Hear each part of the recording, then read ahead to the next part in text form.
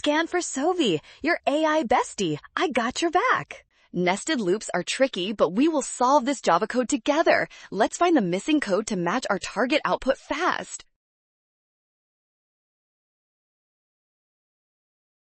Look at the first row where j is 0. We see k starts at 1 and goes up to 3. This means our inner loop must start at j plus 1. When j increases to 1, the output starts at 2 and ends at 3. Since the last value is always 3, the loop condition must keep k strictly less than 4. When j is 2, k is 3. Option E correctly sets k to j plus 1 and stops before 4. E is our final winner.